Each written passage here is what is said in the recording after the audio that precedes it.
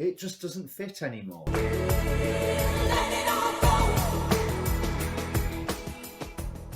Hi, my name's Dee and welcome to Sunchild Tarot. Now these are going to be general readings for your star sign for the new moon. I wasn't planning on doing new moon readings, to be quite honest, but like everything else that's going on in the sky at the moment, this is quite an important new moon. The new moon is in Sagittarius on the 26th, but we're in the middle of Jupiter conjunct the galactic centre. We've had Venus conjunct it by the time the new moon gets here. The sun has entered Sagittarius, which is get up and go energy. Mars has entered Scorpio, which is, guess what, get up and go energy. And there was a final thing. Yes, Mercury has turned direct. Yes, Mercury retrograde is over, but it's been quite a good Mercury retrograde with all this other stuff going on. And no doubt you've learnt lots and had to confront no end of demons from the past. But the question that I am laying with these cards is, what will we beginning? So that means what to look at, what to increase, not like a decision on high to say what we will be beginning, but a decision that should come from us. Something that lights your passion should be the thing that you follow.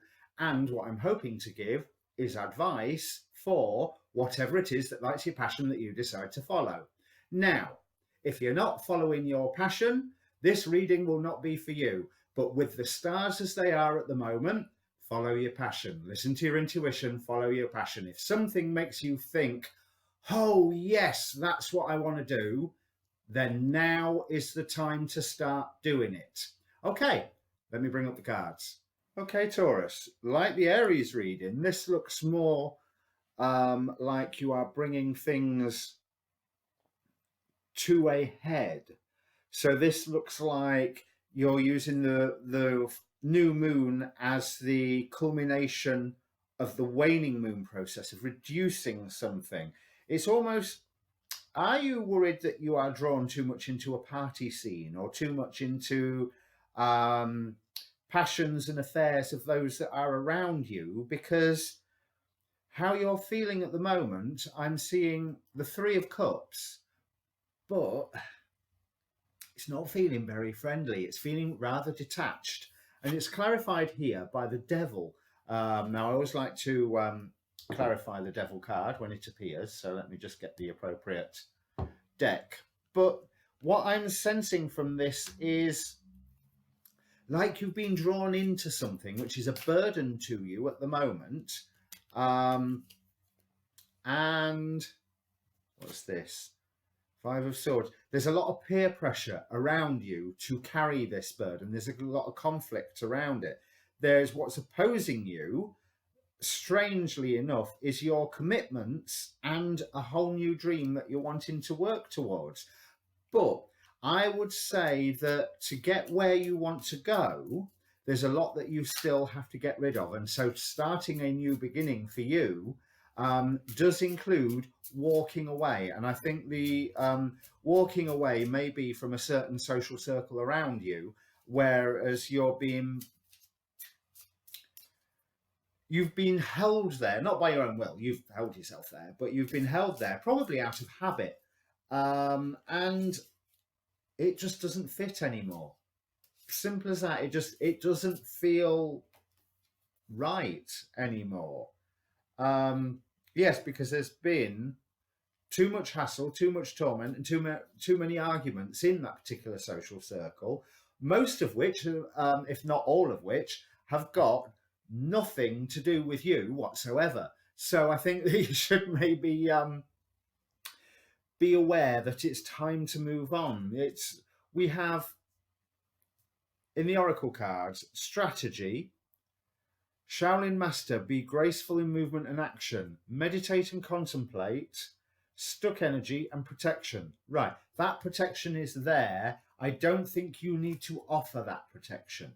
I think that may be part of the burden, because it's almost like you've made promises, and you've made promises to people because you were hurt yourself, and because somebody has been very, very good at leading you in a certain direction. Now, a Taurian is normally quite stubborn, but because you've made a promise, you have been sticking to it. But I think the person that you made this particular promise to, they weren't worthy of your fealty, to put it, well, in chivalric terms. I don't think you made the promise because you were feeling hurt and you wanted to make amends somehow. But you're finding that your attention is being drawn away elsewhere at the moment, and you should go with whatever it is that has just been pulling you away from this group of people, this situation, this group of friends, social circle, job, whatever. Your intuition has been saying, oh, come on, have a look at this. And I feel that maybe the balance that you've been seeking, you have been ignoring the fact that there are a lot of options being made open to you at the moment. And I think that you can quite gracefully, not a word often associated with Taurus, but quite gracefully extricate yourself from this situation, because there are opportunities for you right now. Those opportunities include leaving. It's almost like that leaving what's going on at the minute is necessary, is a requirement of you taking up these new opportunities. If you take up these new opportunities, you will automatically be leaving this environment, is what I'm trying to say. So like that could be a job away, that could be time being spent elsewhere, with other people or doing other things, or something that's going to be quite a hold onto your time. Because with that promise that you've made, you have already had the victory that you need. You don't need to keep doing it. You don't need to keep going on banging the same old drum, especially when you are bored. You are so bored of it. It's time for something new. Your intuition is going to be showing you over the next couple of weeks where to go. Look for coincidences. Look for coincidences around people, especially. That's one thing that I do feel, because look for...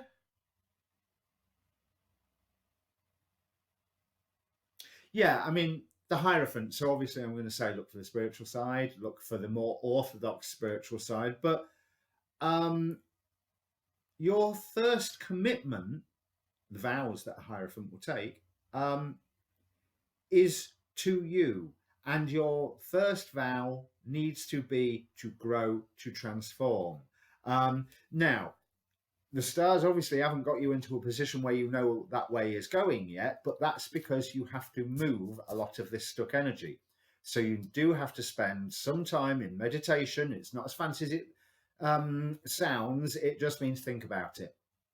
Think about it, and then try to stop thinking and see what thoughts just pop out of nowhere. I'm not even saying that those are spirit. They will be part of your own brain going, you know, actually, I feel this way. And you've been so busy actively thinking about the situation that you've lost the attention to passively think, as in sit back and just watch what thoughts your brain's throwing out about the situation. Because I think there's a few